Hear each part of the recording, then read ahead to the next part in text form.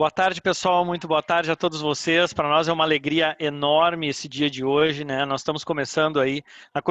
Começamos ontem, na verdade. Estamos dando sequência à nossa semana de encontros para falar sobre segurança do paciente, né? Do Hospital Ernesto Dornelles com a Safety for Me. Começamos ontem fazendo um excelente bate-papo, eu e a Cassi, né? Falamos da história do CEGER, como é que as coisas todas aconteceram, todo o desenvolvimento da cultura de segurança que vem acontecendo aí dentro do Hospital Ernesto Dornelles.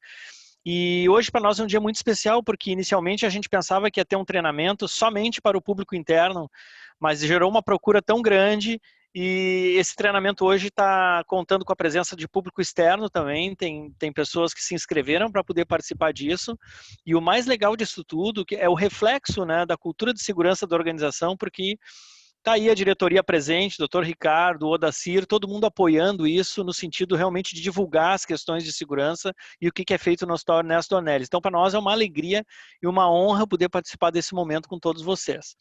Eu queria dar só uns recadinhos com todo. Quem estiver entrando agora, a Carol, que é a nossa sócia, vai ir deixando os microfones fechados, tá?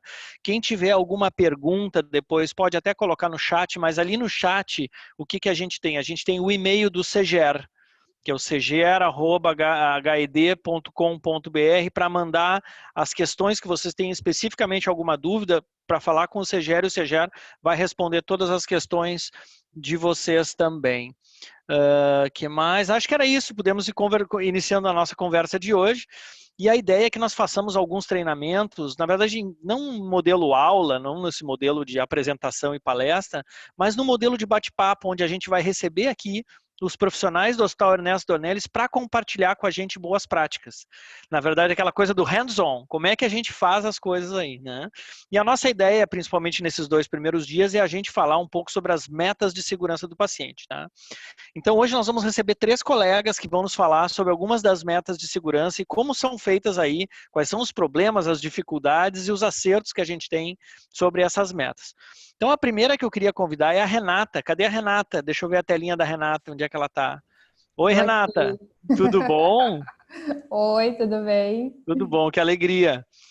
Tu fosses a nossa convidada, fosse a indicada do CEGER aí para falar para a gente sobre o protocolo de identificação correta, que é a meta número 1, né? E eu Isso queria que tu aí, desse um overview para nós, assim, como é que a gente pratica isso aí no Ernesto, como é que as coisas acontecem, quais são as grandes dificuldades da meta número 1. certo. A meta número 1, né, eu acredito, e acho que a maioria das pessoas acredita, é uma das metas que ela envolve as outras também, né? A gente acaba tendo identificação correta para as outras metas também, né? Com exceção da higiene de mãos, que é uma meta para mim, né? Aí a nossa parte da identificação, ela vai envolver desde o momento da admissão do nosso paciente aqui no hospital, né, até o momento que ele vai sair do hospital. Então acaba envolvendo muitas áreas, né? Não só a parte da assistência, mas a parte administrativa também, porque quando a gente chega na instituição, a primeira coisa que a gente vai fazer é um cadastro desse paciente, né? Se eu começar a cadastrar o paciente de maneira incorreta, todo o resto ele vai estar incorreto. E quando a gente fala no próprio protocolo do Ministério, a gente vê que no protocolo eles colocam, né, que o principal objetivo dessa meta é identificar o paciente corretamente para que ele receba o cuidado correto, né? É muito simples esse objetivo dessa meta, mas ele é difícil também. É muito difícil fazer com que as pessoas elas utilizem a meta de segurança do paciente na identificação, usando realmente os identificadores que a gente preconizou aqui no hospital. Aqui o nosso protocolo usa o nome completo e a data de nascimento do próprio paciente. Eu até trouxe aqui um modelo da nossa da pulseira, né, que a gente identifica. Aproxima um pouquinho mais da câmera, Renata, para a Não vai gente dar ver. para ler porque fica ao Tá, contrário, né? Mas tá, só para mas vocês temos entenderem. aí o nome completo do paciente e a data de nascimento, né? Ele traz outras informações, como vocês estão vendo, né? A pulseira tem outras informações, mas os nossos identificadores é o nome completo e a data, que fica no início ali da pulseira, né? E a gente está começando a usar o código, mas para nós podemos fazer a verificação também do medicamento, né, na beira-leito. A gente ainda não conseguiu fazer essa implantação. Infelizmente, o Covid atrapalhou um pouquinho assim, o nosso projeto, né? Mas a ideia é que a gente, no futuro, também consiga fazer a identificação pelo código, né, de barras do paciente, tanto para ele fazer um exame, foi transferido para outra unidade, eu chego, eu vou bipar aquela pulseira, eu vou dar a medicação, eu vou bipar a pulseira. Mas, por enquanto, essas checagens ainda precisam da pessoa, né? Precisa que o nosso profissional olhe para aquela requisição, olhe para a pulseira do paciente, pergunte para o paciente qual é o nome dele, qual é a data de nascimento dele, porque a gente já teve, né, alguns erros relacionados a senhora é a senhora Maria da Silva? Sim. O paciente é muito passivo, né, gente? A gente fala com ele e ele aceita que ele é uma pessoa que ele não é. Então, o próprio protocolo do Ministério, ele diz, né, que não é para a gente perguntar falando o nome do paciente, mas perguntar para ele poder responder. A gente também tem a identificação de alergia, né, que é a nossa pulseira aqui, ó, vermelhinha, que é para tanto alergia de alimento que o paciente tenha, mas principalmente para medicação, para servir de alerta para o nosso profissional que aquele paciente ele tem alguma alergia, né, quando ele está com a pulseirinha. E só dando um spoiler para amanhã, a gente tem a identificação das quedas, né? Paciente com risco de quedas vai estar com essa pulseirinha amarela, aquele que é risco elevado, né? Segundo o nosso protocolo. Não vou falar mais nada, tá, Mel? Amanhã a Mel que vai falar o resto. Não dá o spoiler da Mel aí. Deixa eu te Isso. perguntar uma coisa. Tu falou isso de perguntar para o paciente, né? Uma das coisas que a gente tem aprendido é que essa coisa do perguntar, às vezes o paciente está até meio confuso, né? Tu pergunta uma data ou alguma coisa. Então, a recomendação, pelo que eu entendi, é que tu cheque, né? A pessoa faça a leitura, Isso. confira, seja no medicamento, no prontuário, na requisição do exame, a etiqueta, e confira o nome completo e a data de nascimento. Esses são os dois Exatamente. identificadores que o Ernesto usa, é isso? Isso. A gente dá a pulseira para o paciente internado, para aquele na endoscopia e oncologia, né? O paciente na marcação de consultas e na coleta de exame laboratorial ou ambulatório, né?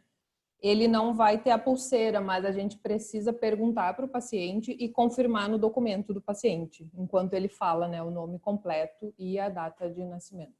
Claro que a gente tem pacientes que vão estar inconscientes, como a gente falou.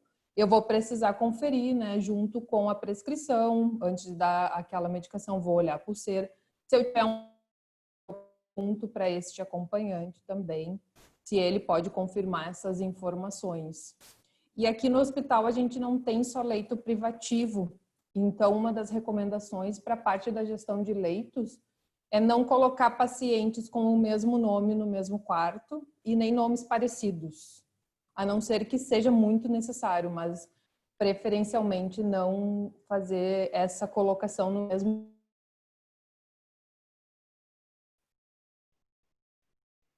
Perfeito. Acho que deu uma Identificação. puladinha uma falhadinha ali, mas eu acho que entendemos. Sim, Renata, sim. eu queria te agradecer muito, acho que foi extremamente importante, a gente vai voltar a falar, né? Mas eu queria aproveitar o teu gancho, porque assim, identificação correta está extremamente linkado com a questão da meta número 2, que é melhorar a comunicação entre as equipes, né? A gente poder fazer a identificação correta e a transmissão das informações da maneira correta também. E para isso eu queria pedir para a Ângela, cadê a Ângela aí? A Ângela nos falar. Ó, tá ali ela, ó. Tudo bom, querida? Como é que tu tá? A gente tem que abrir teu microfone.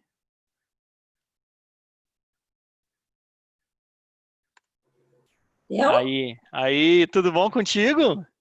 Tudo bem, Salvador. Tudo jóia. Escuta, como é que se faz essa questão de garantir que a informação ela passe de uma maneira adequada entre os profissionais das equipes, né? A questão da meta 2, que é melhorar a comunicação entre os profissionais. Como é que vocês fazem aí no Ernesto? Quais são as rotinas, as orientações que vocês passam para os colegas? Bom, a comunicação ela é um processo amplo, né? Tanto que o primeiro protocolo que a gente fez, ele ficou com milhares de páginas, porque tudo envolve comunicação, né? E depois acabamos nos dando conta que a gente tinha que ter um foco. Porque a comunicação escrita, ela já vai estar inserida em todos os outros processos, em todas as metas, em tudo que é ação dentro do hospital. Então, além de ter um foco, essa comunicação, ela precisa, por ela ser um processo recíproco, né, e dinâmico e que interfere nas relações das pessoas, ela tem que ser muito clara, tem que ser completa, não pode ter dubiedade e ela tem que ser compreendida por todos, né? E essa parte da compreensão por todos, ela é bastante importante, porque a gente lida com profissionais de diversas áreas. Então, às vezes, o que eu penso que eu estou comunicando muito bem, o outro profissional pode não estar entendendo o que eu estou tentando comunicar, né?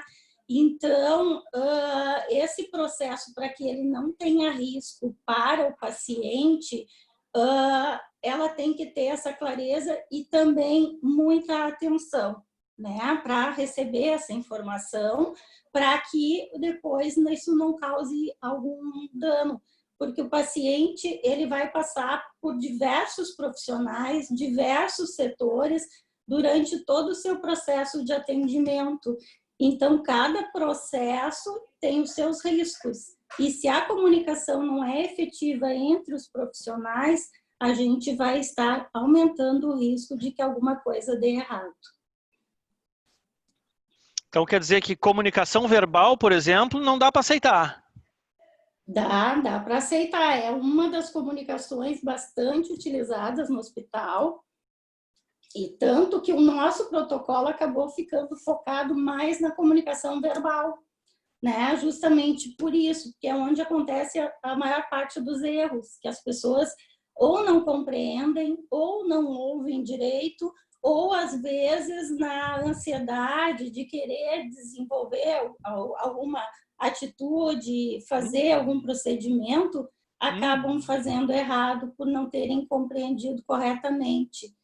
Então, assim, por essa amplitude desse processo, né, nós focamos na comunicação verbal e salientamos 3 pontos que são bastante importantes dentro da assistência, que é o recebimento de resultados críticos, né, que tem toda uma rotina estabelecida para o profissional receber o resultado do exame, para que não haja erro e não acabe resultando uma conduta incorreta por mau registro desse resultado.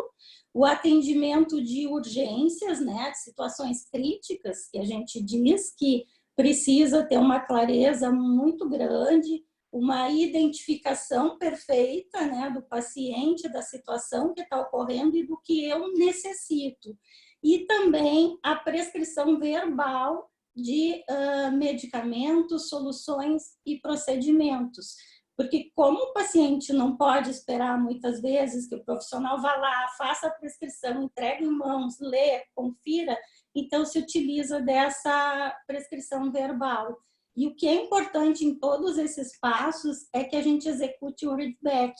O que é isso, né? É a gente receber essa informação, ouvir essa comunicação, anotar e reler para essa pessoa, para ver se foi aquilo mesmo que eu compreendi, que é o que a pessoa está me comunicando. Então, essa parte ela é importante, muitas vezes ela não é bem compreendida, bem feita, e também, assim, por se tratar de paciente, dele estar numa instituição que nós temos um prontuário, é importante, né, também após uma comunicação verbal e a ação que eu executei, que eu entre nesse prontuário assim que possível e faça os registros pertinentes, ou seja, que eu registre quem me solicitou, a informação que eu recebi e o processo que eu realizei. Excelente, Ângela. Eu te provoquei, na verdade, né? Porque era bem isso, né? Da gente recebe, é impossível não ter comunicação verbal, né? A gente vai ter, mas o fato é que tem uma técnica para isso que tu salientou bem, né? Que as pessoas recebem, elas anotam e antes de fazer, elas repetem para ter a certeza de que elas registraram corretamente. E depois isso vai para dentro do prontuário, né? Sim, vai para dentro do prontuário. No caso de medicações, procedimentos, exige uma prescrição, né? E a evolução do profissional justificando, né, aquela ação. Sensacional, excelente.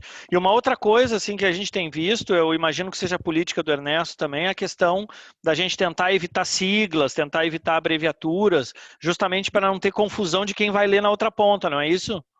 Exatamente. A gente está fazendo um trabalho junto à comissão de prontuários, né, realizando, né, a revisão e escrita desse, um glossário de siglas, na verdade, né, que tem que ter muito cuidado ao utilizar, ao registrar num prontuário. Por exemplo, um enfermeiro, para ele, algumas siglas podem ser muito claras, mas no momento que o profissional administrativo lê, ele pode não entender.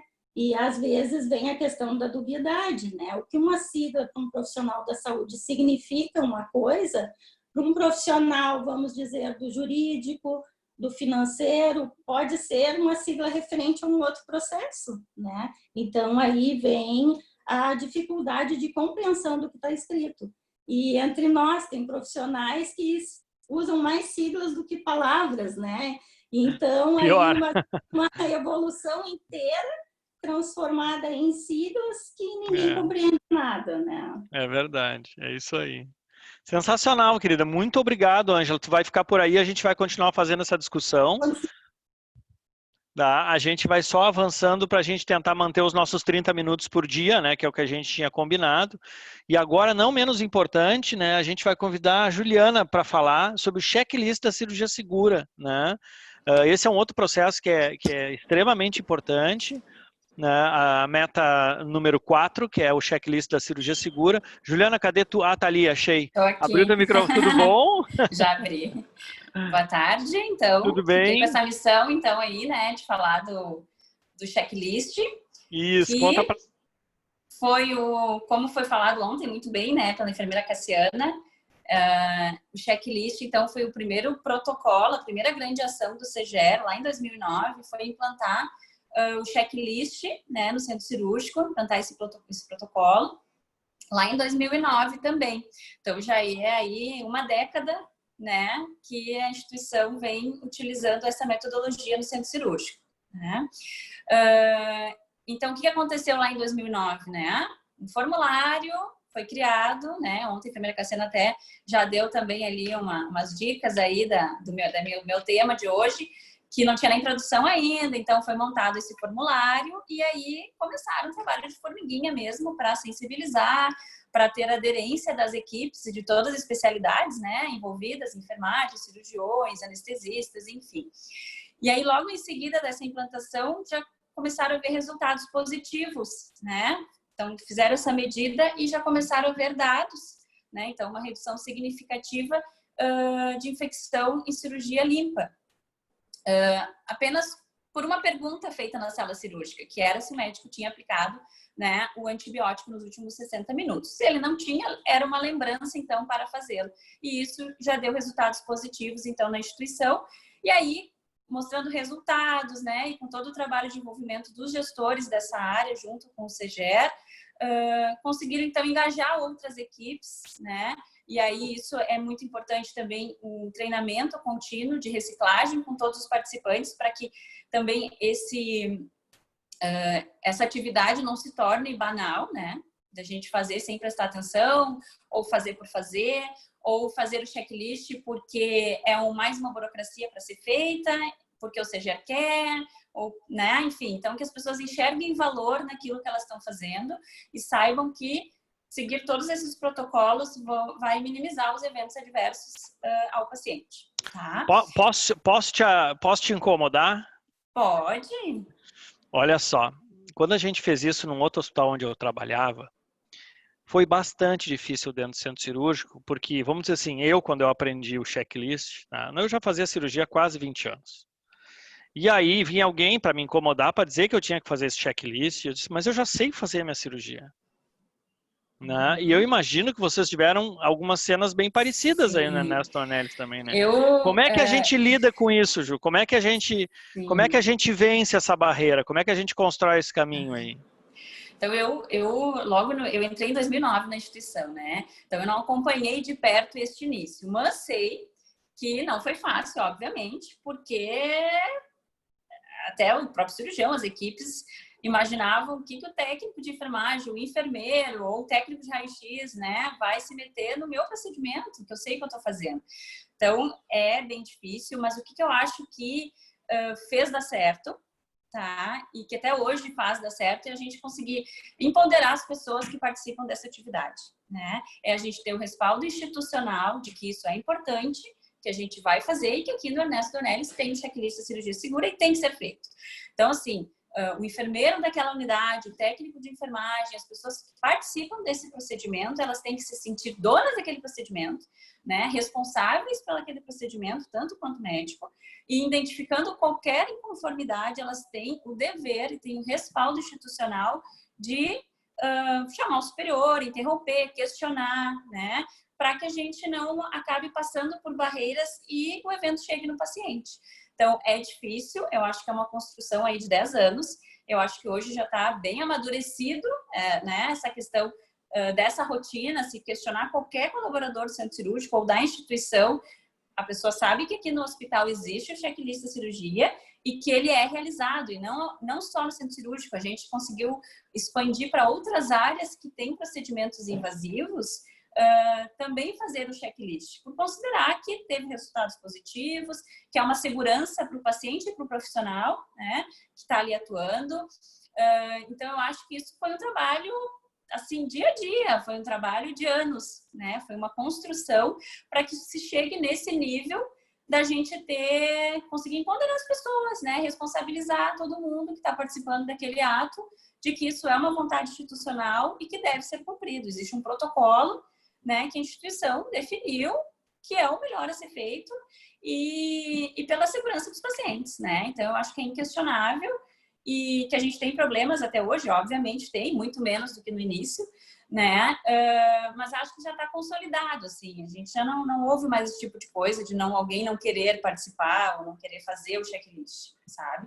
Então, eu acho que isso foi um amadurecimento que ocorreu, inclusive, que também foi comentado ontem, que hoje a gente já não tem mais um papel, não tem mais uma evidência que fica no prontuário que a gente fez o checklist, né? O checklist, ele é feito no mural interativo, então dentro da sala cirúrgica tem um mural onde a cada paciente, então o paciente entrou, é feito checklist, terminou a cirurgia, é apagado aquele mural para a próxima cirurgia, né? Então, a gente não tem a evidência, porque chegou num momento de amadurecimento que se entende que toda cirurgia vai ser feita checklist, e todo mundo entende isso, e a gente vai ver os efeitos, né, de realizar um checklist bem feito, que é a gente conseguir ter a cirurgia realizada no paciente certo, no sítio cirúrgico correto, não ter extravio de anátomo, né, que também é o final da cirurgia e é tão importante quanto, né, a gente garantir que esse anátomo vá para o seu destino correto, chegue no laboratório para ser analisado e que o paciente tenha efetivamente seu resultado, né?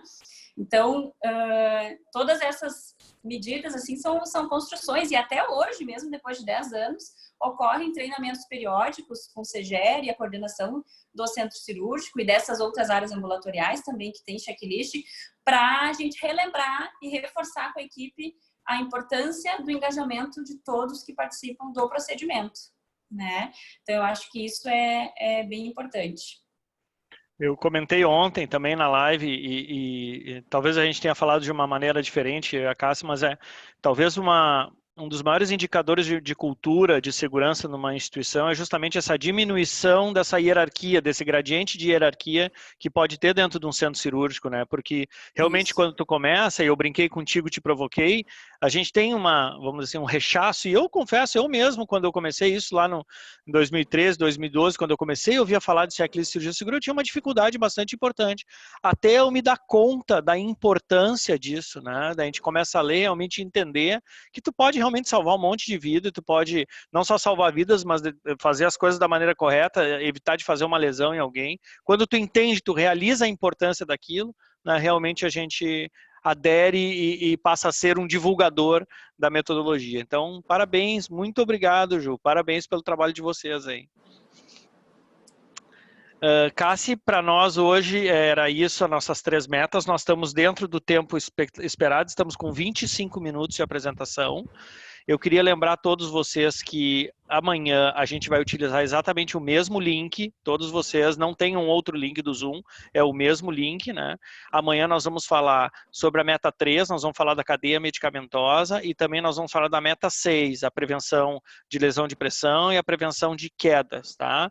Então a gente encontra vocês todos aqui neste mesmo horário amanhã, às 15 horas, nesse mesmo link do Zoom, para dar continuidade na nossa semana de encontro sobre segurança do paciente do Hospital Ernesto Dornelles com o apoio da Safety for Me, tá bom? Um grande abraço a todos. Meninas que apresentaram, muito obrigado, vocês foram ótimas. Parabéns a todos aí. Obrigada. Até amanhã. Tchau, tchau. Deu tudo certo, então, pelo jeito, né? Que legal. Desculpa que eu não consegui